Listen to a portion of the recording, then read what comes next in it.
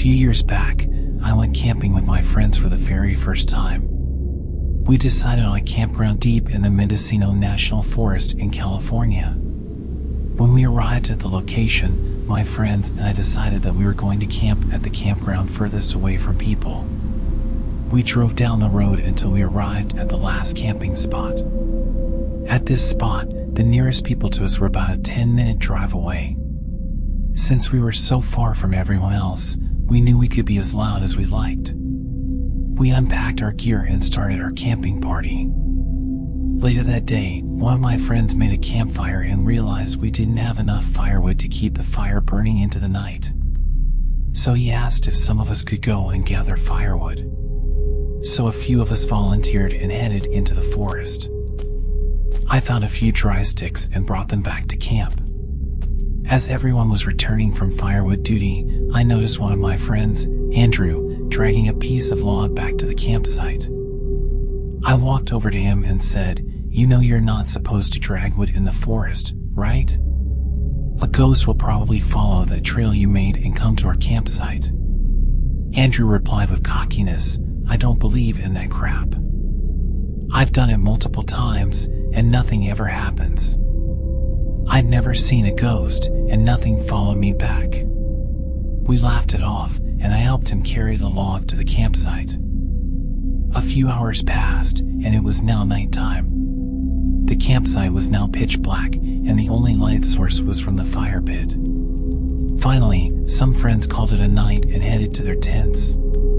One of the girls, Amber, asked me to walk her to her tent because she was afraid of the dark. After walking Amber to her tent, I decided to head back to the fire pit to hang out with the friends who were still awake.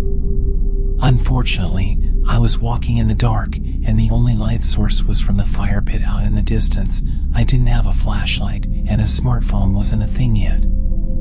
My vision was terrible, and I couldn't see more than 15 feet in front of me. My only sense of direction was to head toward the fire because that was the only thing I could see. As I got closer to the fire pit, I called out to my friend Andrew, whom I was supposed to share a tent with. "Hey Andrew, we're sharing a tent tonight, right?" He replied, "Yeah, that's fine with me." I couldn't see him because of my horrible eyesight, but I heard him reply from the fire pit area. I took a few more steps forward, got close enough to where I could see, and realized that nobody was there. A bit confused, I looked in the direction where Andrew had set up his tent earlier and spotted movements there. When I walked over, I saw Andrew moving his sleeping bag into another friend, Billy's tent. I asked Andrew, "How did you get here so fast from the fire pit?" He replied, "I ran over here."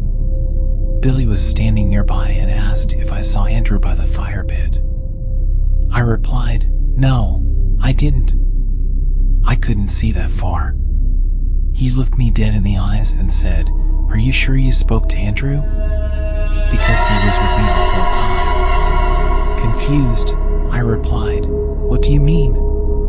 Wasn't he at the fire pit just a moment ago?" Billy replied, "No, when you got up to walk Amber to her tent, we both decided it was time for bed, so we left back to our tents."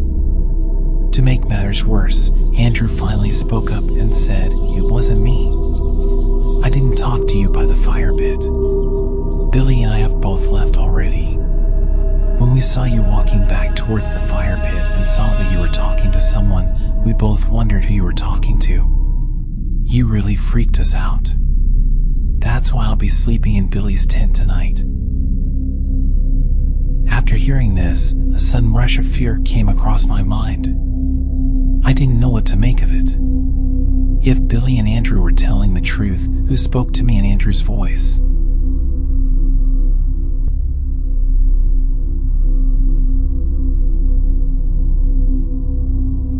I've heard many stories of people being lost in the woods for hours.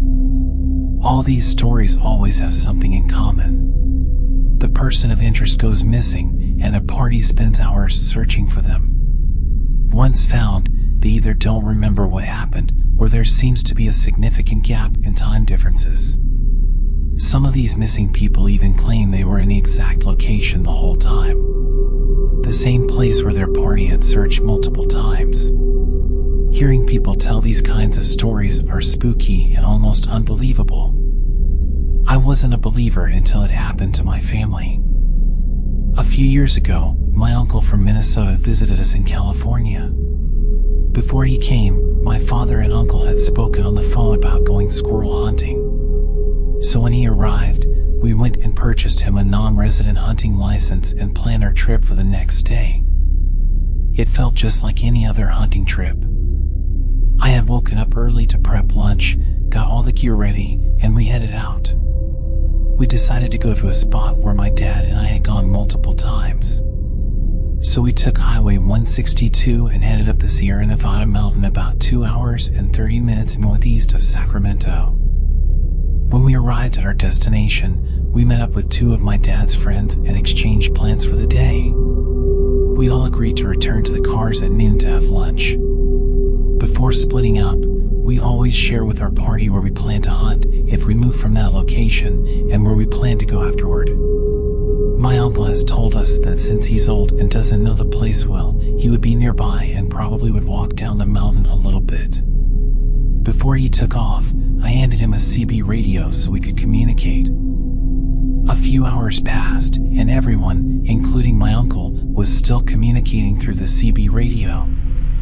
The last radio call from my uncle was that he was still at the exact location, but he might walk a bit further down the mountain. Noontime rolled by, and everyone except my uncle returned to the cars for lunch. We radioed him, asking where he was, but he didn't answer.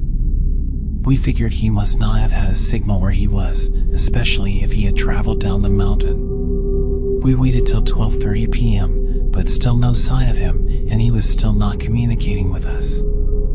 At this point, we were worried but gave my uncle the benefit of the doubt. 1 hour rolled by, and still no sign of him. It was during this time my dad suggested we look for him. We've hunted this spot multiple times, so we knew the layout well. We knew exactly where my uncle should have been, and if he had left the site, where else he could potentially be. When we got to the spot where he said he was, we saw signs that he was there. My dad and I called his name, hoping he would reply or radio us. No answer. We decided to go down the mountain to search for him.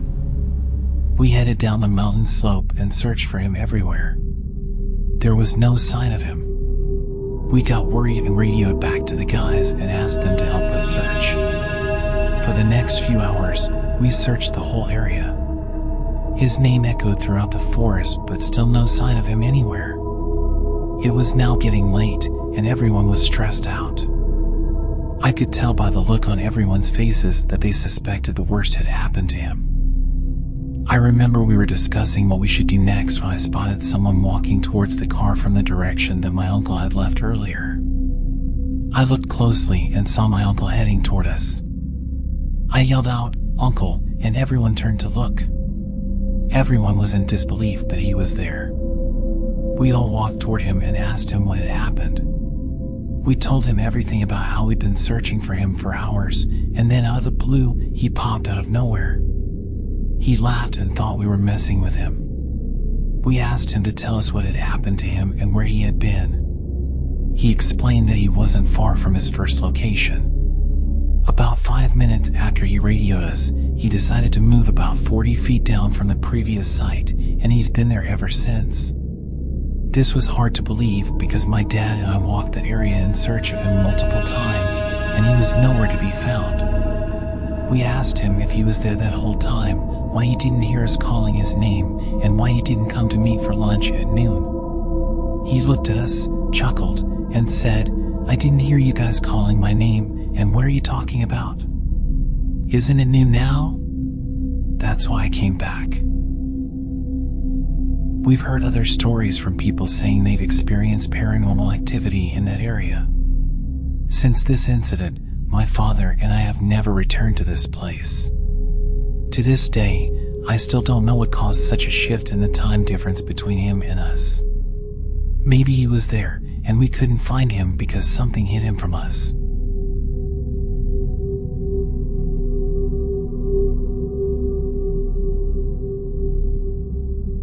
When I was young, my parents used to tell my siblings and me not to yell out each other's names at night. They warned us that if we did, a monster might hear us and answer in their voice, pretending to be them. This is a ghost story I'd heard from my mother a few years back. I don't know if it's true or not, but I thought it was pretty scary and wanted to share it. There was a Hmong girl who loved her mother dearly. She and her mother shared a special bond and did everything together. Then, one day, her mother got sick and eventually passed away. After hearing the news of her mother's passing, she was devastated and soon fell into depression. She cried and cried out her mother's name everywhere she went. "Mom, please come back to me. I need you in my life." During the funeral, she cried until she fainted, and her relatives became worried for her. They advised that she stop calling out for her mother because she was already dead and that there could be unwanted consequences. Instead, she ignored them and continued doing the opposite. A few weeks passed, and nothing changed. She still missed her mother and called for her every day and night. This behavior continued until one night when the consequences that her relatives had warned her about came true. One night, while she was outside crying and calling for her mother answered back, "My daughter, stop calling for me." Upon hearing her mother's voice, she quickly looked up and stared at where the voice came from. There was nothing but darkness there. So she promptly replied, "Mom, did you come back for me?" A moment passed, and she heard her mother's voice again. "Stop calling for me. I'm already dead."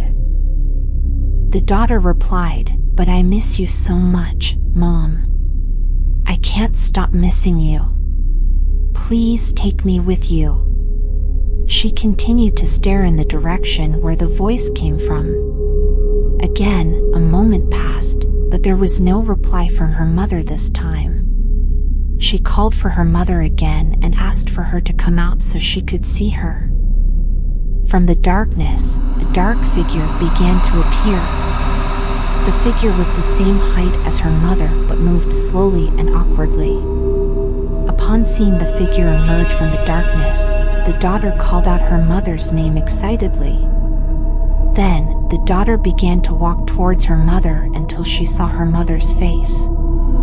Her face was dark blue and purple, her hair appeared longer and untamed. She was still dressed in her burial outfit, with blood running from her eyes and mouth. This figure didn't look like her mother anymore. It looked like a monster. Her mother called out, "My daughter, I'm already dead. Stop calling my name and let me go." Upon seeing her mother's face clearly, the daughter paused in fear. She couldn't move as she watched her dead mother inch closer and closer to her. She wanted to scream in fear, but nothing came out of her mouth. "My daughter, let me go." Finally, the daughter was so frightened that she passed out to fear. When she awoke, her mother was gone, and she was lying on the ground alone in the dark. After this incident, the daughter never called for her mother again. Instead, she quietly cried inside her house until she was finally able to let go.